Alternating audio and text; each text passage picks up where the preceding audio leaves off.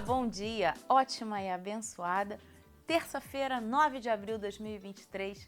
Seja bem-vindo ao nosso programa Entre Elas. Bom dia, Fabi. Bom dia, Charles. Bom dia para você que está ligado com a gente aqui no Entre Nós. E nós estamos aqui nesse mês de abril, né, em conscientização ao autismo. E hoje nós temos mais uma convidada especial para falar com a gente. E hoje é a Fernanda, que é nutricionista, e vai comentar com a gente sobre seletividade alimentar, porque também faz parte do espectro autista a seletividade alimentar. Então a gente Uma vai das falar características, né? Isso aí. E aí a gente vai falar com ela sobre isso. Vamos chamar ela aqui? Bom dia. Olá, bom dia. Tudo bem? Prazer ter você aqui. Obrigada. É um prazer. O prazer é todo meu para estar tratando desse assunto, né? Tão preocupante para as nossas crianças e, inclusive, para adultos também. Eu sou nutricionista, mãe de um autista não verbal, então a gente está enganjado nesse tema, né, todos os dias, porque a gente planta uma sementinha, porque não é fácil, né, a seletividade alimentar. Então é muito importante que o profissional que trabalhe com essas crianças e com a seletividade entenda sobre o espectro, né? Porque não às vezes a gente demora anos, meses e até anos, né, para introduzir algum alimento que seja necessário na vida dessas crianças, desses adultos. Enfim. E aí, obrigada pela participação aí. Nada, foi um prazer mesmo ter a sua participação com a gente aqui. Mas vamos lá, como é que a gente consegue já descobrir da criança essa negação, né? Por alguns alimentos, por cores, enfim. Explica um pouco mais para a gente sobre isso. Então, eu vou começar pela prevalência, né? A prevalência de autistas com essa seletividade alimentar é de 67% a 89% das crianças. Então, vai do nível mais leve até o nível mais extremo. Não que as outras crianças, as crianças típicas, não tenham, né? Que a prevalência delas é de 25% a 30% de crianças típicas que têm seletividade. Mas a prevalência maior é das crianças atípicas. Mas nem todos os autistas têm seletividade alimentar, né?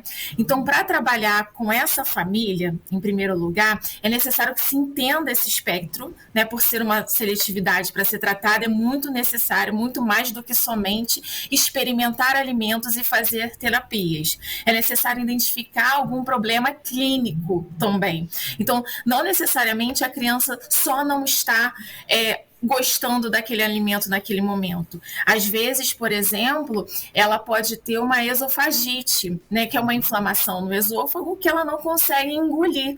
E aí ela está evitando todos aqueles alimentos sólidos que ela precisa engolir e aí ela só está se alimentando de líquido, né? Então, trabalhar com essas crianças é muito mais difícil do que a gente imagina, porque pode demorar meses ou até anos, né, para introduzir algum alimento. Então, pode também estar associado a um problema clínico, né, e não só de experimentar alimentos.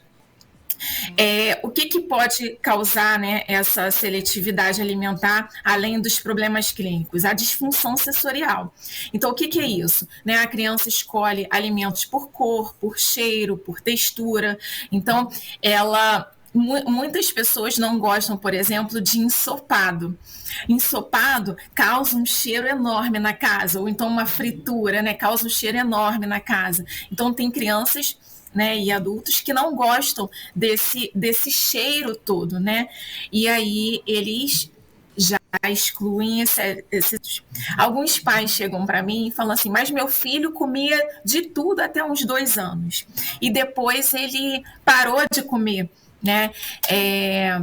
Isso também está muito associado à exploração do ambiente, né? Então, a criança até ali mais ou menos uns 2 anos, ela fica... só recebe o que a gente oferece, né? E a partir desse momento, quando ela adquire mais autonomia, ela vai explorar outras coisas, né? E aí vai acabar fazendo as suas próprias escolhas ou recusas, né? Isso também serve para Dos todos, alimentos. né? Isso para todos, as Para crianças todos. atípicas ou não. Todas as... Quando Sim, exato. Para todo. você tem, a criança aceita, né? Poucas. Sim, exato. Você realmente controla a alimentação. E depois dos 2, não, já começa. E na verdade, eu diria, meu tem 14.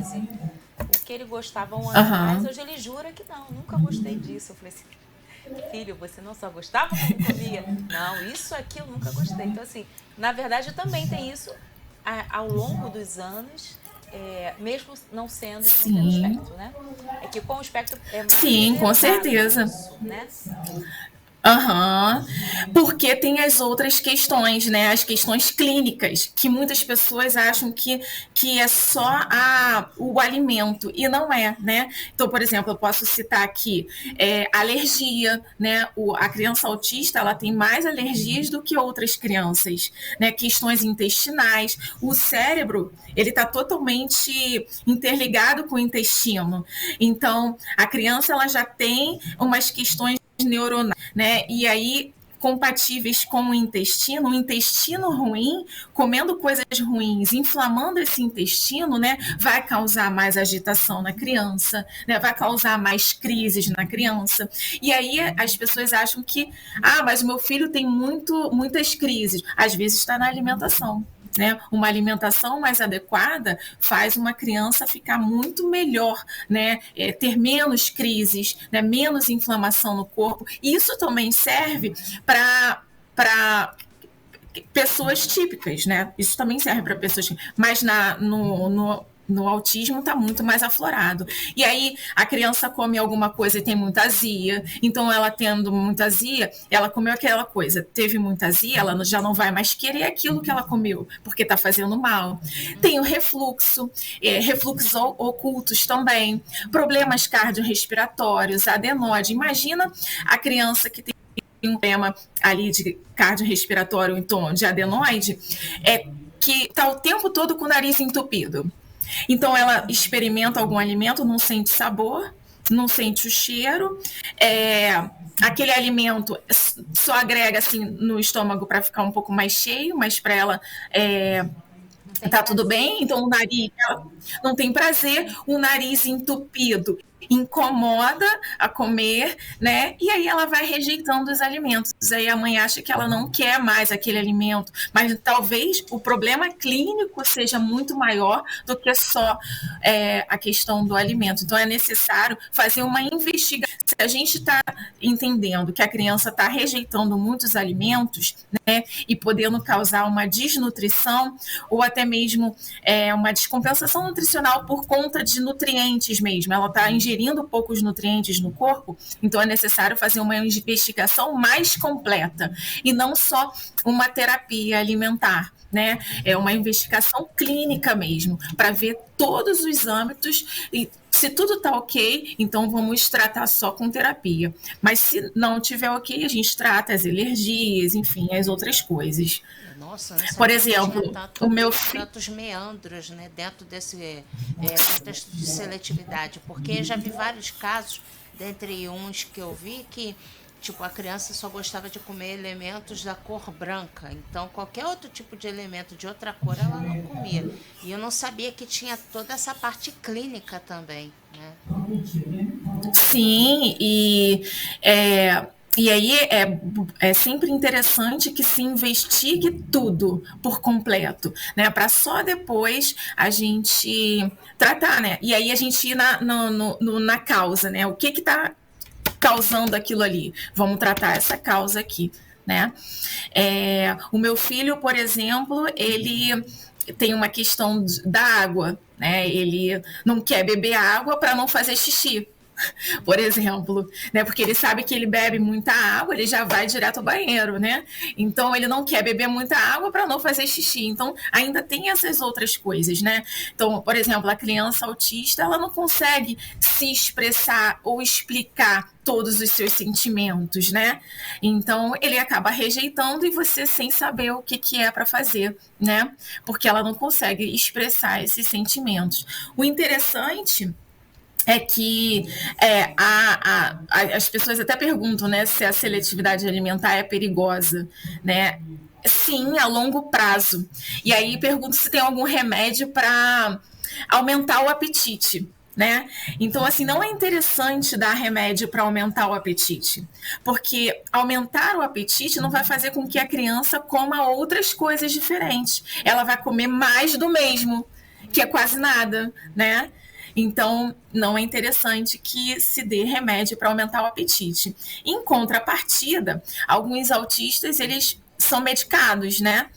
E aqueles alimentos aumentam, sim, o apetite. Mas o que o pai oferece, né? Os pais oferecem? Os remédios, né? Sim, risperidona aumenta o apetite. Esses remédios aumentam o apetite. E aí, o que os pais fazem? Eles oferecem alimentos mais palatáveis, né?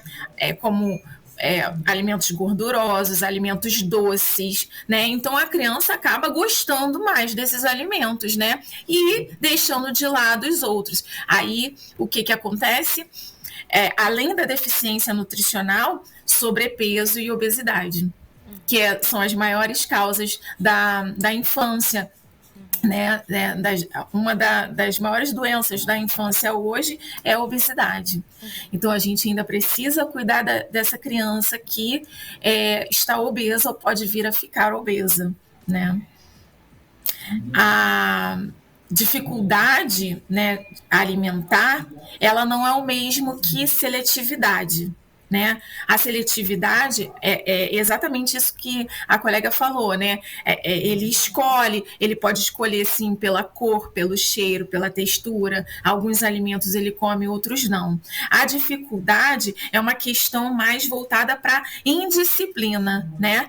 Porque a pessoa, ela não tem uma rotina alimentar, não tem horários, né? Nas refeições principais, elas fazem lanche, beliscos, né? Entre as refeições, são muitas guloseimas que são oferecidas, então a dificuldade está aí, né? Na organização da alimentação. A seletividade já é outra coisa, né? Agora, uma pergunta. A gente tem casos hoje de pessoas que se descobrem, que descobrem através de exames que é autista já adolescente para adulto. Inclusive, eu conheço alguns adultos que agora viram, perceberam que são. Como é que funciona essa alimentação? Hoje, é por isso então que eu não gostava daqueles tipos de comida ou não? Você tem casos de autista que come absolutamente tudo e não tem nenhum problema de restrição alimentar, né? Ou todos sim, em geral? Isso, a alimentação de um adulto assim como da criança, ela precisa ser uma alimentação anti-inflamatória, né? Porque uma alimentação anti-inflamatória é uma alimentação que traz benefícios para o corpo. O corpo não está sendo sempre inflamado, né? Sempre agitado, né? Nada funciona direito. Então, ou ele come uma coisa, tem uma diarreia, ou ele come coisa, tem uma constipação. Então, a nossa alimentação, ela vai mudando ao longo dos anos, né? Então, o que a gente gostava quando criança não é o que a gente gosta quando adulto, não é quando a gente gosta quanto adolescente. Então, ao longo dos anos, ela vai mudando, mas a alimentação precisa ser voltada para uma alimentação saudável, equilibrada, né? Uma alimentação com verduras, frutas, folhas, né? Cereais, grãos integrais, enfim, uma alimentação voltada para a qualidade de vida, né? E não a qualidade de vida só do autista, de todas as outras pessoas, né? A alimentação precisa ser equilibrada. Abrir comer menos pacotes, né, e descascar mais, né? Essa é uma alimentação para todos, né? Inclusive para os adultos, típicos e não atípicos, né? E aí com isso vem a autoestima melhorada, né? O emagrecimento, mesmo não querendo emagrecer, não precisando emagrecer, mas você com uma alimentação mais adequada já tem isso, né? O emagrecimento ele vem automaticamente. Fora a física que a gente precisa fazer e todo mundo precisa fazer, né? Agora, a outra dúvida, eu acho que essa é de todos que estão assistindo, que tem familiar que passa por isso. Você falou do seu filho que não gosta da água porque gera, né, muitas vezes alguém. Como você faz para resolver isso? Como você pode ajudar outras mães que estão assistindo que, meu filho não é água, meu filho já é isso aqui, não quer comer carne, nenhum tipo de proteína e precisa da proteína, como o seu filho precisa de água. Como fazer isso? Qual receita, qual modelo você usa para ajudar essas mães e pais que estão passando por isso agora? Sim. De modo geral, né, muitas mães têm que trabalhar e deixa com o avô, com a avó, a criança. Como fazer com essa negativa da criança? Sim, eu vou começar assim pelo acalento, né? Os pais, eles precisam chegar e falar assim para mim, agora eu tô satisfeito porque meu filho tá tendo os nutrientes necessários para uma qualidade de vida melhor, né?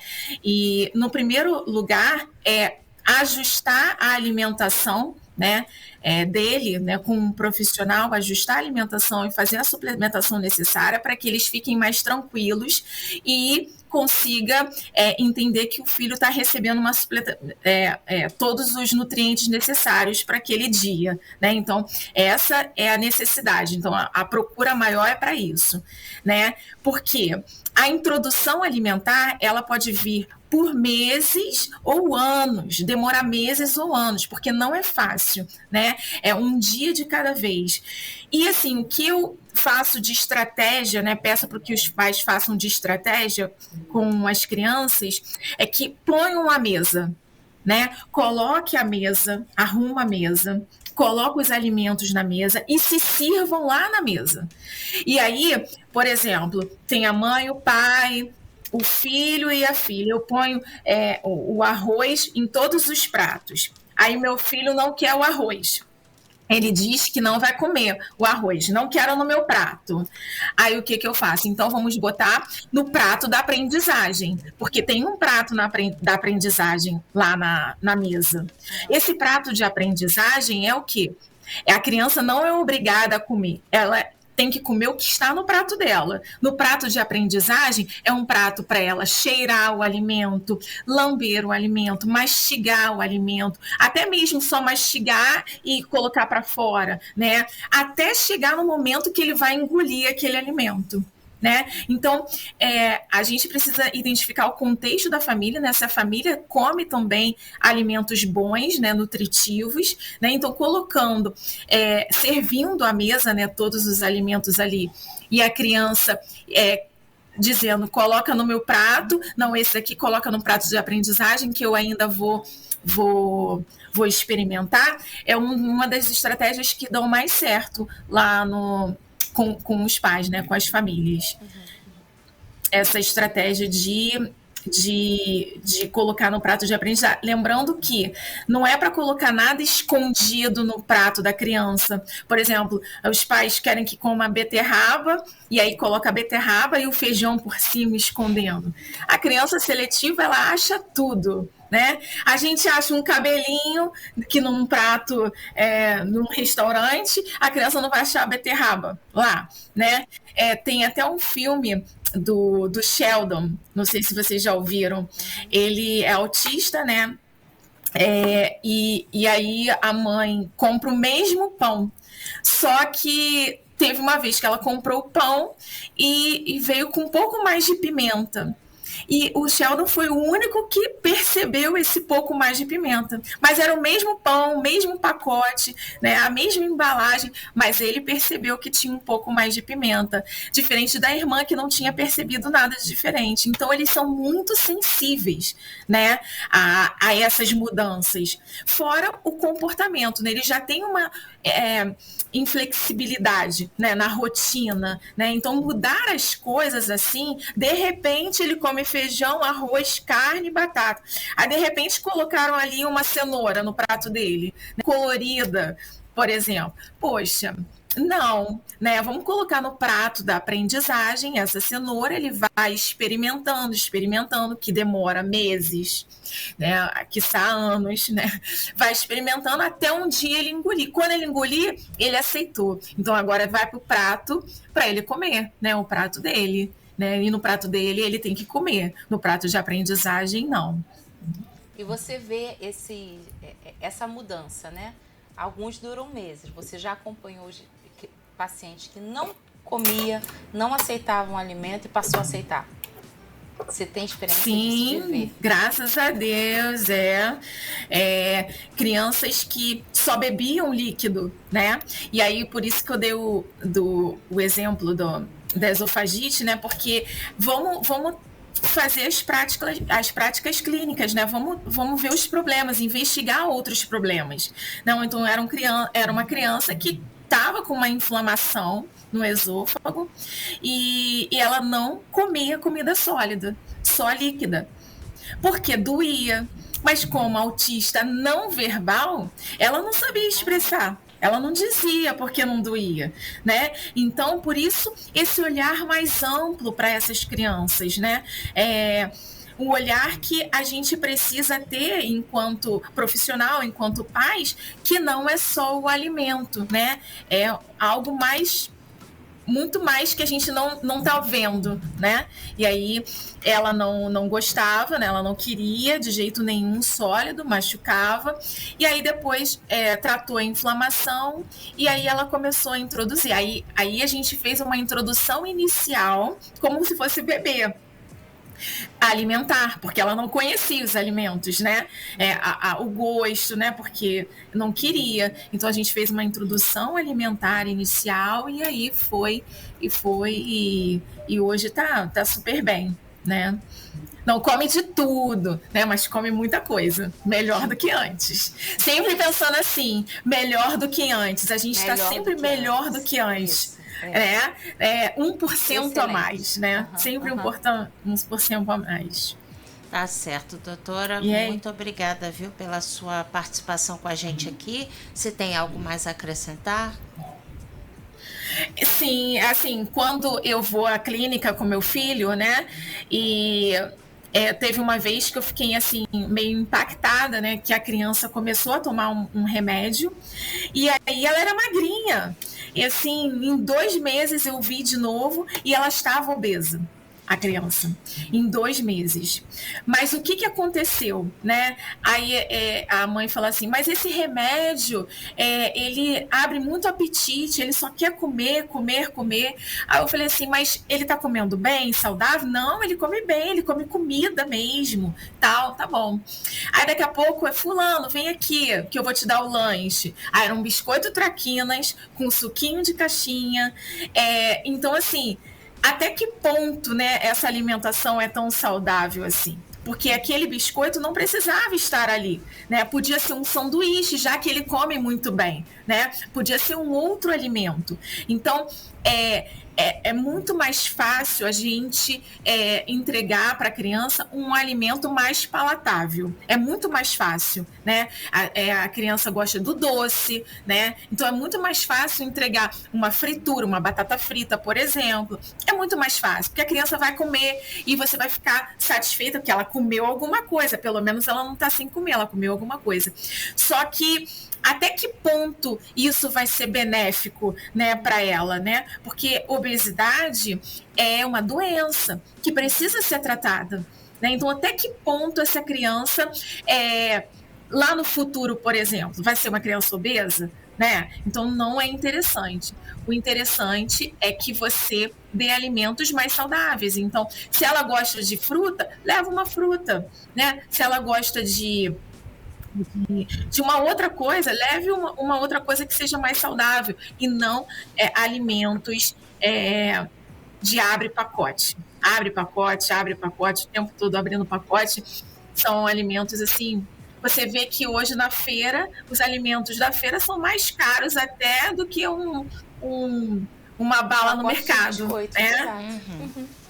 Um pacote de biscoito, né? Então, a gente ainda tem essa questão, né? De ver o imposto que está sendo cobrado para o pessoal da agricultura e o imposto da indústria, né? Que traz alimentos ruins para a gente, né? Ainda tem essa questão. Mas pensar, né? A longo prazo, né? No futuro dessas crianças. Tá certo, doutora Querida, muito Fernanda, obrigada. Obrigada mais uma vez, viu? Esse espaço é seu. Tem Obrigada a qualquer vocês. outro assunto, uma novidade, pode falar com a gente aqui para você retornar. Isso aí. Independente obrigada, do período, né? Isso. No mês que a gente está falando tanto sobre inclusão, independente disso. Isso, até porque a gente está precisando de parte nutricional aqui no nosso programa. Seja então, bem-vinda. será E ó, se é um convite, tá aceito para falar de qualquer assunto. Tá ótimo. Tá aceito, pode ter certeza. Muito Muito obrigada querida. pelo espaço e de plantar aí alguma sementinha para esses pais, né? E que eles consigam investigar a causa, né? Para poder tratar, né? Da melhor maneira possível. Sim. Tá? Então, Muito obrigada. Fiquem com Deus. Beijo para você, beijo Tchau, para seu tchau. filho. Tchau. Obrigada. Nós vamos finalizando aqui. Pastor Léo Mariano está chegando. Isso. Hoje é quarta-feira, então hoje é terça-feira, eu tô antecipando. É terça, é verdade. Terça-feira, às 19h30, nós temos um encontro marcado aqui. Vem estar conosco. Que Deus te abençoe e tenha um dia abençoado. Obrigada pela sua presença. Isso. Tchau. Tchau.